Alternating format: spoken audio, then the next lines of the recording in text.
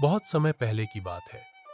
भगवान बुद्ध अपने शिष्यों के साथ एक गांव में ठहरे हुए थे। वहां दूर दूर से लोग आते, उनके विचार सुनते और प्रश्न पूछते। उसी गांव में एक प्रसिद्ध विद्वान ब्राह्मण रहता था।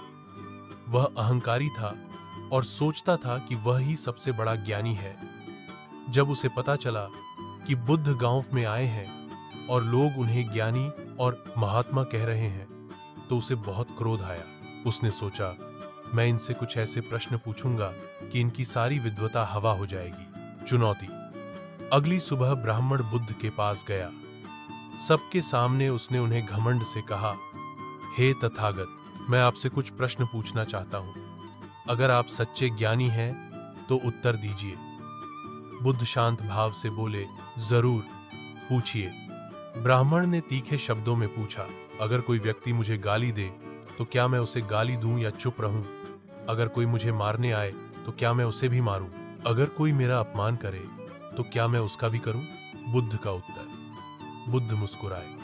उन्होंने शांत स्वर में कहा, ब्राह्मण, एक बात बताओ, अगर कोई तुम्हें एक उपहार देता है और तुम उसे स्वीकार नहीं करते तो वह उपहार किसका रहेगा?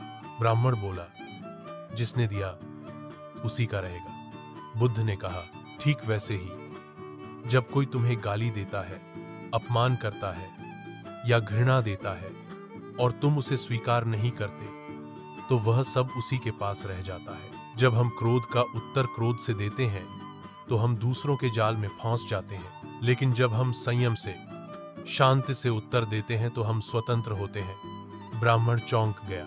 उसने पहली बार किसी से ऐसा उत्तर सुना था। उसका घमंड धीरे धीरे पिघलने लगा। वह मौन हो गया, सिर झुकाकर बुद्ध के चरणों में बैठ गया और बोला, हे तथागत, आपने मेरी आंखें खोल दी। आज तक मैं दूसरों को नीचा दिखाने में ही खुद को बड़ा मानता था, लेकिन आपने सिखाया कि विनम्रता ही सबसे बड़ा ज्ञान है। सीख, मोराल। क्रोध का उत्तर क्रोध से नहीं, शांति से देना ही सच्चा ज्ञान है।